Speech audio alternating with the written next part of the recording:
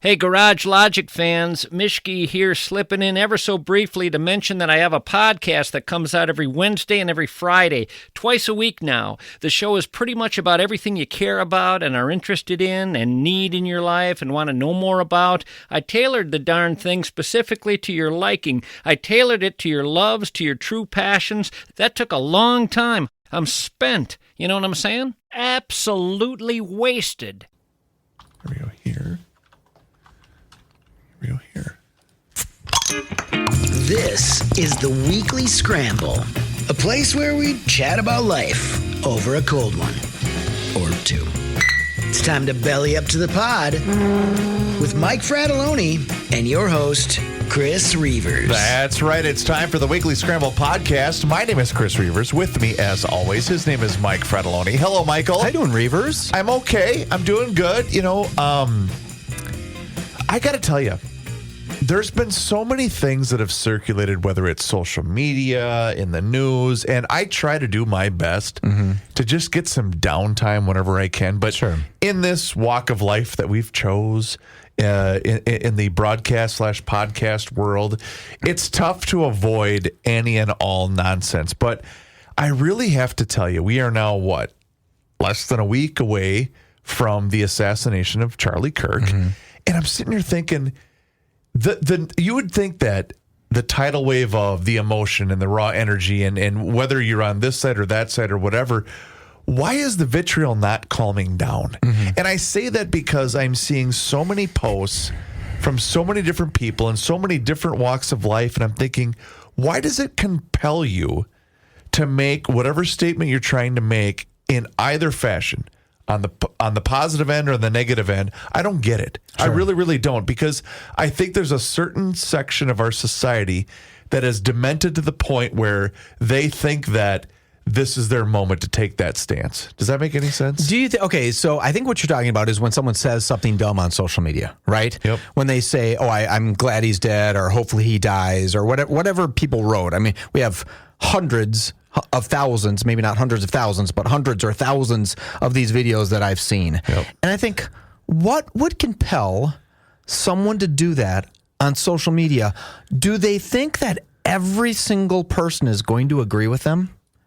Right? Do they think, hey, all of my friends think that's a good thing that Charlie Kirk was murdered?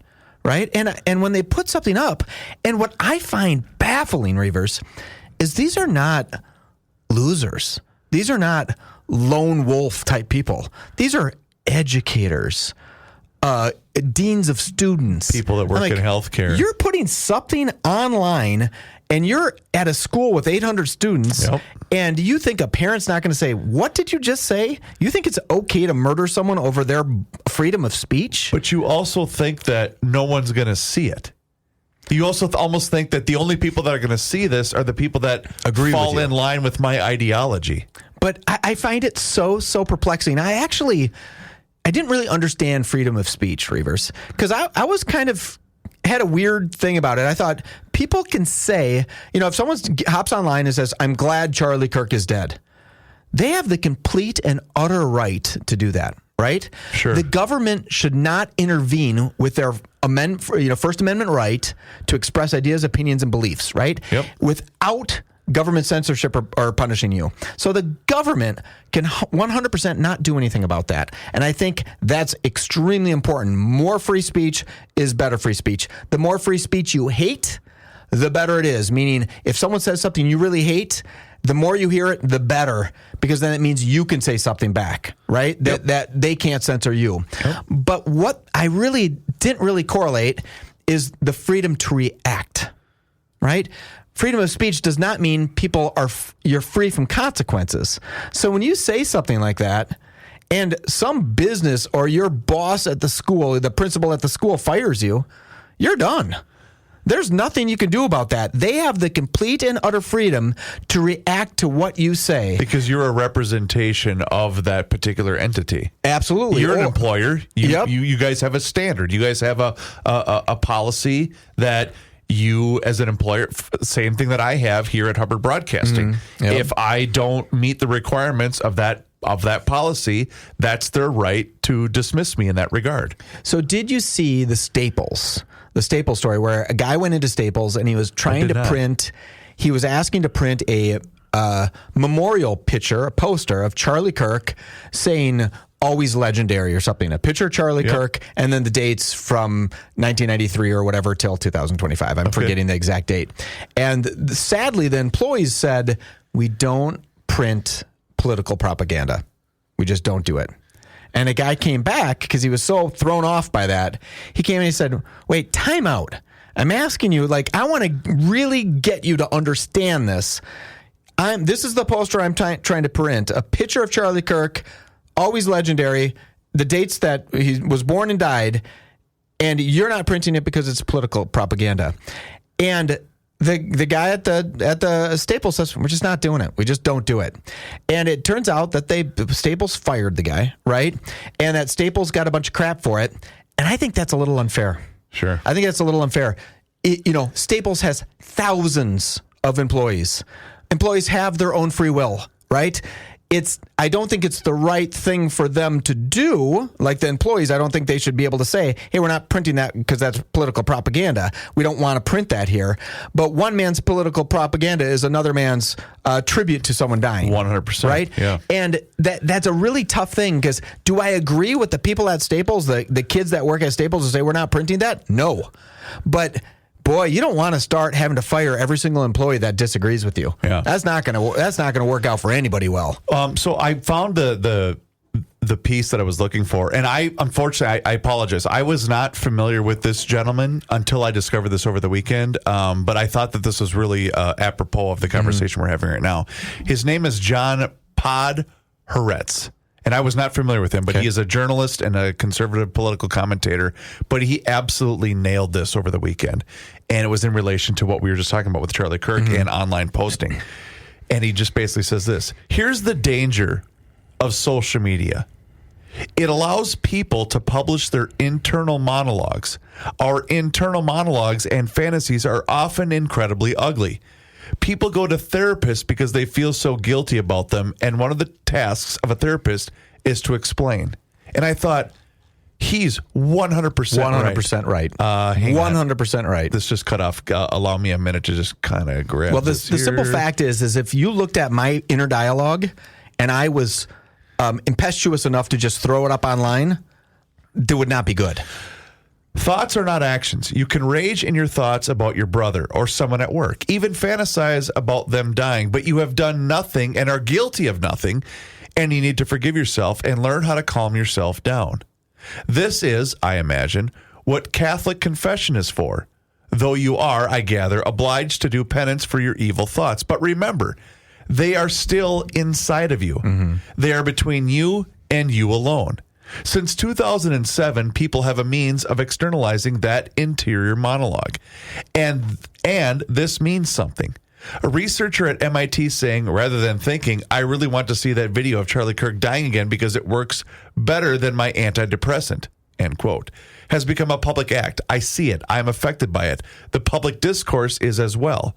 My sense of how the world works and what people are really like undergoes a change. I become rageful and believe people who think this way are evil. It's likely they are not. They just have a means of externalizing the parts of them that no one ever saw. But another human tendency, the tendency to extrapolate from individual samples to the whole, kicks in then as well. Mm-hmm. I will assume that anyone and everyone, like that MIT researcher, is an enemy of everything good and is unsalvageable. In that way, my world shrinks. The part of him that dehumanizes Charlie Kirk and turns his assassination into a joke then threatens to dehumanize me in a way. And seriously, before social media, I would never even know he existed, or that he thought what he thought, and that was better for him and me. Every use of every man in his desert, Hamlet says, and who should share and scape and whipping, meaning if the world knew what was going on inside of us, we would all be punished viscerally for it.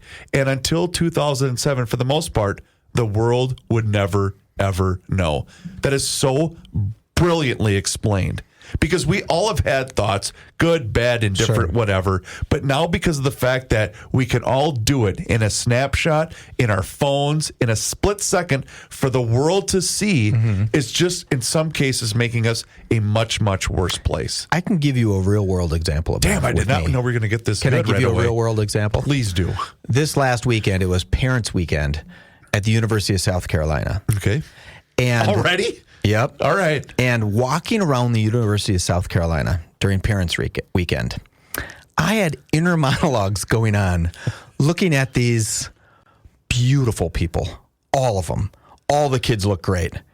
And I thought, please God, don't ever develop something that looks at my eyeballs to see where I'm looking for a fraction of a second when 7 chicks walk by dressed to the T's going to this SEC football game. So you're saying you're still wearing sunglasses at 9:30 p.m.? Honest to God, Reavers, I was trying my hardest to keep my head just straight, looking forward, turning, looking at my wife, looking at my daughter, looking at her friends, and just saying, yep, I'm in this zone. And I thought, please don't develop some IT mechanism that can say, Fratelloni looked at 743 asses in the last 4 hours. Right.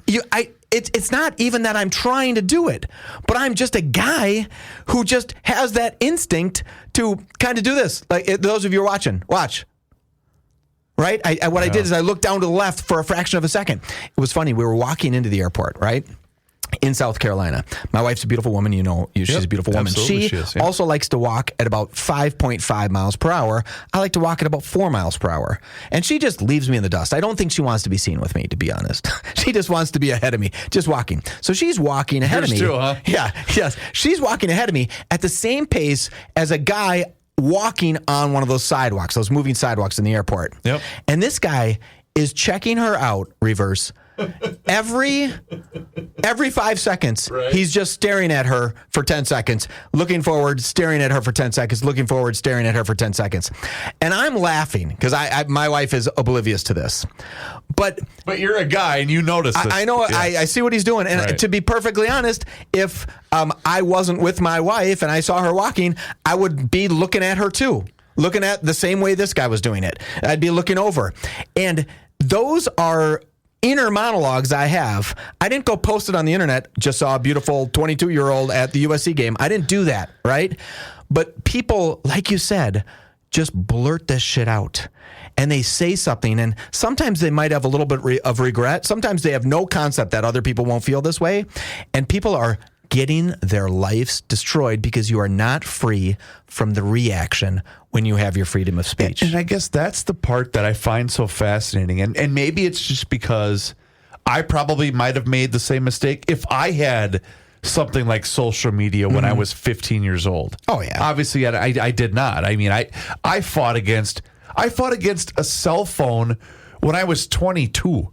I didn't want one. Sure. I thought, no, I'm going to be the last guy to get one. I don't need this technology bearing me down, and I don't want this social media. I mean, granted, it is fun and whatever, but I'm just thinking, so my brain development is different than those who have been exposed to it since they were 5, 6, 7 years old. I'm fighting that battle right now with 2 young boys saying, no, you're not having this yet. I'm sorry, that's not happening to you. But so I get why someone that makes that type of mistake is then all of a sudden shocked, going, "Wait a minute, I just lost my job for yeah, you idiot." Yeah, you can lose your job for something like that. You are, yes, as you've mentioned a number of times, that's what makes this country great.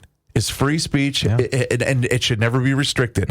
However, you have a thought-making process and a decision-making process that's going to lead to consequences if you decide to, quote-unquote, post the wrong thing. And that employer has the right then to say, yep, you have every right to post whatever you want. We are no longer going to choose you to represent our company. Sure.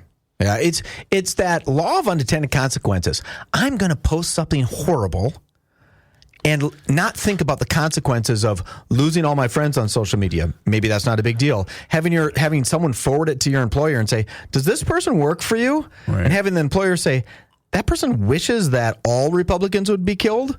good luck to you, right? And it's a slippery slope. I personally, the team that we have at our company, I don't want to know their personal opinions. Right. I don't want to know their politics. They don't want to know mine, and I don't want to know theirs. I think I'm right in the middle. I really do, Reavers. You might not think of that when you listen to this show. I think I'm smack dab in the middle. It's core garage logic right in the damn middle. Not everybody would think that. Right? Not everybody would think that. But I don't want to know. I want to have, one time we had a guy wear one of those red Make America Great hats into the store. He had his uniform on. He was walking around the store, right? Half the customers coming in called me on the phone and said, hey, he can't wear that. I called my guy up. This was years ago. This was in 2016. I said, hey, you can't wear that. And he goes, why not? And I said, that's not what we do here. We don't pick any side here. We're hardware stores. We're agnostic. No one needs to know about what you believe. We don't ask our customers what they believe when they come in. They shouldn't be indoctrinated or asked to pay attention to it on the inside. It's a very slippery slope for companies. But when people put up stuff that's just disrespectful and disgusting, boy, the freedom to react is there, baby. It can happen to you. Be careful. And I will say this, too, because there was a lot of thoughts and opinions shared based upon the post that Charlie's widow decided to post. I can't remember if it was Saturday or Sunday. I can't remember. It was over the weekend. Just basically talking about how, this message isn't dying, meaning the one from him. Mm-hmm. Like, he may no longer be with us. And I thought, I had two different reactions to that. Number one was, holy cow, like that took a lot of bravery. And to get up and give a speech. Your husband was just cut down. Exactly. And everybody grieves differently. So I'm not here to cast judgment in any regard. And I just thought, wow, that took a lot of gumption. And then I also thought, well, that's probably the prevailing thought and the prevailing mantra of what he represented. And she's probably just trying to live that on, saying, you're not going to win. You being the evil people that want to tear him down and tarnish his legacy, where, no, I'm the only thing now that stands in line of saying, no, this message will continue. Mm-hmm. and this march will still continue to go on. And I just thought, wow, that took something that I probably don't possess, right? I probably don't have that within me. Let me add one thing, too. If she was a true believer in Christ, if she was a true believer, which I believe Charlie and her were, she might really believe, and I'm not saying this is wrong or right, that he's in the best spot, that he's with Jesus, right? Probably. And all of a sudden you're like, oh, wait, if you're in heaven and you're watching over our family and I'm going to miss you, it's sad, but you're in heaven, right? Maybe there's something to that for her that gave her that strength. I do know that Turning Point USA, Charlie Kirk's organization, has had 30,000 people request to open another Turning Point chapter at their school. I actually have been seeing a lot of, you can get his shirts, you can get, okay, I'm going to make a correlation, Reavers, and walk me back from this edge. But I don't know if I should say this, because I wasn't there when Martin Luther King was murdered. Right? I wasn't there when that happened. Right. But I sure know what Martin Luther King became in the years after his murder. Right? He became much stronger, I believe. Excuse my ignorance if I don't know this topic. Right? I think he became much stronger as a martyr for the cause than he might have been if he would have continued to live. Right? Sure. Not saying it was a good thing. I'm just saying that's what happened. Is it possible, or what do you think about this, that Charlie Kirk will become much stronger after he was assassinated? I will say this. I don't know the answer to that question, but here's how we both don't know. We're too young. But here's how I'll respond to that. I do think that two different things are happening as a result of the horrific incident that took place in Utah. Number one is you're really seeing the underbelly of people that you may or may not know, and seeing, boy, that's a vile response to a horrific incident. And so you're kind of seeing the light in, ooh, that's a person that I don't really care for anymore, or whatever. The other thing is you're seeing the good in people. And what I mean by that is, and this comparison has been made a number of times, and I'll bring it here. When the George Floyd incident happened in 2020, what did we see? We saw rioting. We saw looting. We saw, billions of dollars worth of damage to our own backyard, for crying out loud. We saw a lot of that in response to that unfortunate situation. But what did you see here? You saw prayer. Mm-hmm. You saw, there was no violence. There was no anger. There was prayer. There was hope. There was encouragement. And honest to God, I really think that might have been a revelation, at least to me anyway. I don't know if it affected anybody else the same way, but I thought, holy cow, there is a better response than what we saw 5 years ago, right? There's a better way to go about this business. And again, unfortunately, a father lost his life. His daughters aren't going to see him again. And I just thought, but the way that certain sections of society responded to that, I think, was truly eye-opening to me. I mean, I was inspired by it because I thought, well, this is just unspeakable. A guy was shot and killed for just having the audacity to have an open conversation for people that he may or may not have agreed with. And one of the creepiest things I've found out about this whole thing is the murderer, Tyler Robinson. Yep. Tyler. Yep. He looked pretty normal. He sounded kind of normal when he talked. Yeah. I did hear, and I don't know if this is true or not, that his partner was a transgender male. Is that what you've heard? That is the rumor. Yes. That is a rumor. That's not verified. I don't know if that really means anything. But the kid looked like a lot of American kids. It just growing up in Utah with a Republican family, with a dad who was a MAGA guy, and this kid. And I haven't heard a bunch of stories about his background, but it didn't seem like he was super fringe. But you also need to take, I'm glad you mentioned the family, because for that dad to turn his own kid in a state where I believe they have the death penalty, right? That was a guy that I don't know if he's still or is retired LEO. You know, he had a LEO. Law enforcement. I didn't think he was. I thought, well, it was either that or military. Yeah. It was something in the back. Anyway, my point is, for that guy to take that stance and say, I have to turn in my own kid, knowing what fate might hold him in the near future, man, oh man, that took a set of, it was just, again, another thing where you're like, wow, that's courage, man, to be able to do that when it's your own child that you're turning in. In a heartbeat, I would turn my kid in. Well, you'd have to. Yeah. Now, it wouldn't be a question. I would hate it, and it would destroy me, right? Like it would destroy you. 100%. But in one fraction of a heartbeat, I'd say, you did what? And I would call the cops on my kid. Not a question in my mind would I do that. And that's the ramifications they're going to have to live with, right? Because they did something wrong. Reaver's so interesting. Let's take a break. That's Mike Fratelloni. My name is Chris Reavers. This is the Weekly Scramble, and we will be right back. I wanted to make a quick mention. We are talking about our friends at We Are Nuts and wearenutsmn.com. I got a great email, Mike, from our buddy Michael Burt. He says, hey, guys, first of all, I just wanted to send a note of appreciation and gratitude for the cause that you have taken up for your company and listeners in supporting our Annunciation community. Every day brings new, unimaginable experiences of challenges as a dad.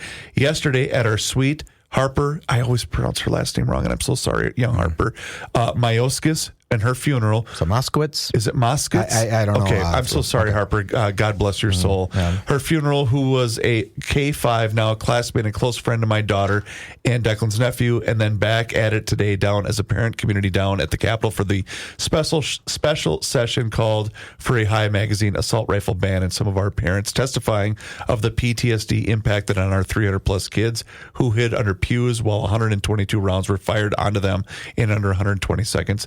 The biggest need remains to be the awareness and financial support to find a sustainable new formal for the kids, and you have provided both the past several weeks, and I hope in the road ahead. So thank you, and thank you, and thank you to both the Weekly Scramble and, of course, the Garage Logic podcast. That's Michael Burt. He's the chief nut and the owner of We Are Nuts, and help support our friends at We Are Nuts and wearenutsmn.com right now through the end of the month of September.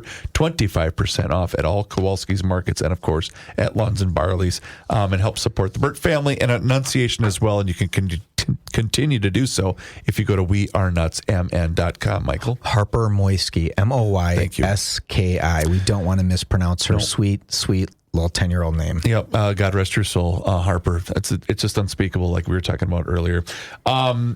There's no really easy way to transition from this. However, we were talking just about, the Charlie Kirk situation, and of course this, and you want to think, at least I do anyway, and I don't know how you process stuff like this, but it's probably different for those that have kids that are on that same age. It's just like you just kind of want to unplug, right? Just give me a break. Let me watch a little football. Let me just go play catch or whatever. But you just want to kind of unplug. And that's why we were talking about social media in the first segment. I'm just thinking, you wonder, it's going to get better. It's not going to continue to get worse. You know what I'm saying? And that's why I kind of walk that fine line of, okay, I still have a job to do. Yeah. I'm still a dad. I'm still trying to do the right thing. I'm still trying to raise the right kind of kid. But it's hard not to be inundated by all of this stuff. Yeah. Shakespeare wrote, heavy is the head that wears the crown. For sure. Right? Yeah. And I think it's incumbent on people like you and me and Joe and Kenny and John and Rookie and all the guys that are on Garage Logic to put the pain of going through this aside and help people get through this stuff. Yeah. Help people with, I'm going to tell you, we're men and leaders. You got to do it. What are the alternatives? We can't bury our head in the sand. So I was at I'll just put it this way. I was at a gathering on Friday, and I was just with a group of people, same age, right? And we were just talking about this, that, and the other thing. And, of course, the news and everything comes up. And one of the parents, who I could tell, not that they were misinformed or dumb. I'm not saying that by any means. But they said this, and that's why I wanted to pull this up. They said, did you see that the guy that shot this Charlie Kirk guy was a huge Trump supporter? Yeah. And I said, and I didn't say a word. Yeah. Didn't say a word. Because in those types of settings, Michael, you'll find this hard to believe because you know me as well as I do. Don't want to argue, yeah. No, I don't speak. Sure. I just sit there and listen. I'm the guy. I'm the guy on the podcast that doesn't really talk. And I'm just thinking, what in the sweet hell is this person talking about? And then I found it. So get this: an account with over 5 million followers on Twitter, or X, as this particular post says, posts a fake photo of suspect Tyler Robinson wearing a Trump shirt and quietly follows up in a thread with the actual photo. So this anonymous account posted this photo that's fabricated. Sure. The fake photo, which still has not been deleted, gets 400,000 impressions in less than an hour. And the real photo, the exact same photo with him not wearing the Trump shirt, gets less than 50,000. There appears to be a coordinated effort right now to spread as much fake information as possible to label the alleged Kirk assassin as a far-right Trump supporter. And that leads me back to what we pretty much started the show with, where, I am always on hyper aware, hyper alert of everything's fake now. Sure. Everything's fake. Everything is fake. You can't believe anything until you trust and verify 2, 3, 4 different times. And that's what led me to believe, oh my God, no wonder people and their algorithms are all just skewed one way or the other, right? Because you cannot believe with your own eyes anymore. Yeah, and half the world half of us and said, saw see? the picture with him wearing the MAGA shirt or whatever it was, the Donald Trump shirt, and said, see, it's a Trump fan killing Charlie Kirk. Half the world saw that reverse. And to change them, I just had lunch before I came here, and I have a beautiful friend that I've been friends with since I've been 16 years old. And he said, Charlie was kind of a fascist and a Nazi. And I said, what? What did the guy ever say that was fascistic or like a Nazi? I said, where are you pulling that out of? What ass are you pulling that from? And I got pissed, right? Calmly pissed, because I know my buddy's not trying to poke me, and he's not going to do anything, and he's not far left, and he's not far right. And I just thought, where are you getting this? And then I had to go ahead and express to my two buddies that I was having lunch with, I went into this diatribe about what you're seeing online is 100% different than what I'm seeing. Yeah. And I don't, by the way, I'm not wrong on this one. I've watched Charlie Kirk videos for thousands of videos for a long time. And I haven't heard him do that. But I have that 100% belief that I'm right. But I haven't seen the other side.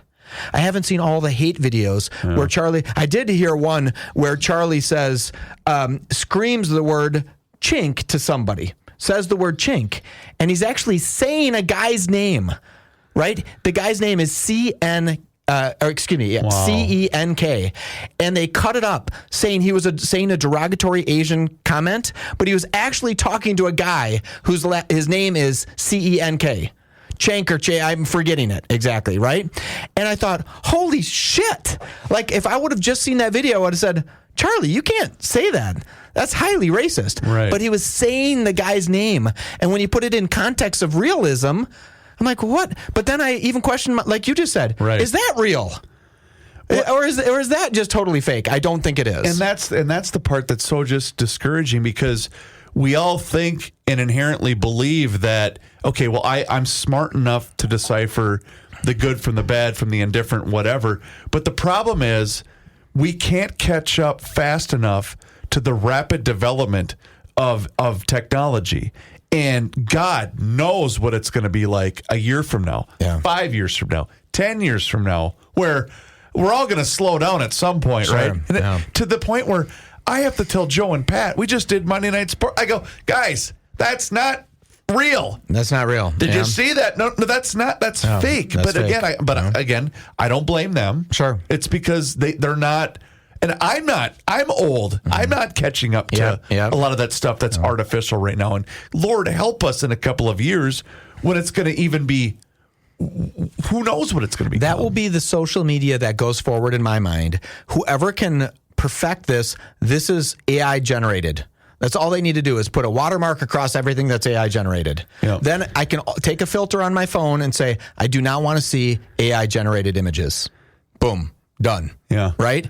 If it's not a real image, or if it's not real, but who's going to, Elon Musk said this, we're not going to know what's real anymore. Yeah. We're not going to know. Can I share you? So we had I got to tell you, man, of all of the shows we have ever done, and we've, 1,000, whatever the number is, in the years we've been working together, I don't think that I got as much reaction as I did from our show on Thursday last week, and a great positive reaction. Sure. And I was looking for an email that I wanted to read in reaction to that show, and I want to read that now. And again, there's. Let me just read this because it was very thoughtful, articulate, and I want to read this. This is from Jennifer, and she says, "Hey guys, debate is supposed to be the foundation of our country. If that statement is true, and it is, that's precisely why the left wants political violence, up to and including assassinations of their opponents. Former President Obama told us that this was coming when he said that he was going to fundamentally change the country. The mystery says this country has been flawed from the time of the founding, and they want to undo it. If debate is our foundation, they cannot allow it. They do not want debate. They don't even necessarily want agreement. They want full acquiescence. You said a few days ago that Charlie Kirk wasn't so powerful that his words needed to be stopped. I have to disagree. He changed a lot of hearts and minds on college campuses across the country, and the young people who turned out for conversations in the last election are the result. True, not all of that is attributable to Charlie Kirk, but quite a bit of it is. He told budding conversations that were right when their colleges, high schools, and the media and everybody else on the left was tearing them down. He gave them confidence in their own beliefs. Confidence is a powerful thing. The left could not allow that. And I'm losing my voice, and I'm sorry, Jennifer. I'm trying to do your email justice because it's a great email. The underbelly of America isn't just on the internet. It's on MSNBC, it's on CNN, it's in newspapers, it's in magazines, and it's also all across the nightly news. While the news media isn't all awful, anybody who takes comments out of context to build a narrative, like you were just saying, Michael, is twisting reality for their own gain. This can be seen everywhere. Literally everywhere. The people who behave like a verbal dumpster fire were made that way by reading half-truths and downright lies in the media. One egregious example is the New York Times publishing and having then to retract the starving kids in Gaza photo of kids who weren't starving. They had genetic disorders. Look at what CBS did to Kristi Noem just a few weeks ago. By leaving out the entire statement, they changed the meaning of what she said. It changes the context. Just like Donald Trump and the fine people on both sides quote, if you listen for 2 more sentences, it changes everything. Yet that fine people quote is still there like it's the truth. Why? Because it was clipped and then hammered over and over. If a story is is a little too perfect, it's probably not true. See Jussie Smollett. I've learned to go seek out the whole clip because it's almost never as it portrayed on national news. Bravo. Perfectly done. Bravo. Perfectly said. Jennifer, that's one of the best emails I've ever read from a listener. Yeah. Thank you, Jennifer. I mean, and that's the thing, because the news outlets and those who are supposed to be informing the public, everyone has an agenda. Got to get clicks, and Reavers. most people are in it for what? For traffic, getting clicks, It's money, getting advertisers, increasing revenue. That's all people care about anymore. Look, okay, I don't think they'd mind me telling you this. Joe and Pat were just talking about newspapers as an industry. Most of it was off the air. Some of it was on the air. And the troubling aspect is a thing like the Star Tribune right now, which just agreed to move its publishing rights to a different state, where deadlines are now 3 p.m. for the next day's print edition. Think of that. Sure. That means they don't give a damn about the actual person that goes to a newsstand or subscribes to that particular publication anymore. They don't care about that. They just want to send people to their website, Sure. and they want clicks, clicks, clicks. That's all they want. So what are they going to publish? They're going to publish a biased-leaning a report of the actual factual news that took place. I'm sorry my voice is hanging out for dear life. But they have to. They have to. You don't make money in that industry unless you get the clicks now. You don't make money unless you drive 100,000 people to your site every day so you can play 100,000 ads for a gutter company, right? That's the only way you can make money in that industry anymore. You have to have the headlines that elicit some sort of emotional response. Otherwise, you're gone, right? You're just gone. Yep. And that's, I guess, probably good for us in our show, because this is where people will come. But that's the troubling part, is so many people now are going to be guarded with what they choose to believe, what they choose to read, what they choose to see. And that's not going to create a better environment for anybody. The way I net this down that I see in the future, Reavers, long format podcasts like us, where we can talk about a subject for an hour, right? Yep. And then localized, hyper localized news, like professionally televised news, where you can get closer to, not news, national news, where they have to tell you about there's a storm off the coast of Africa that's going to kill it. That's not the news we need. Hyper localized news, news channels that show up at the state fair, right? That's what will be real and something to people. I truly believe it's coming back to that. Can I flip the script on you? Sure. Because I have something for you. You do? Okay, let's do it.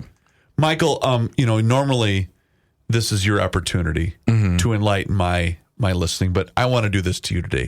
This is my special little gift for you. Oh, good. You got something. Did you know that booty and butt are synonyms? I did not. Yes, booty and butt are synonyms. Did you also know that call and dial are synonyms? Call and dial are synonyms. However, booty call and butt dial are two very different things. Reavers, you are the best. I knew you would love that. I actually saw that over the weekend and said, I'm sending that to myself because I'm going to tell that to Michael next week. His name is Mike Fredoloni. My name is Chris Reavers. Honestly, GLers and Weekly Scramble listeners, I can't tell you how great it was to read all of your reaction from our shows, and it really does make my world a better place. So thank you so very much for reaching out and emailing. It truly does make a difference. His name is Mike Fredoloni. My name is Chris Reavers. This has been the Weekly Scramble Podcast. Rate and review the show wherever you happen to be listening. It helps others find it, and it helps us out as well. Thank you so very much. We'll talk to you again next time. Until then, cheers.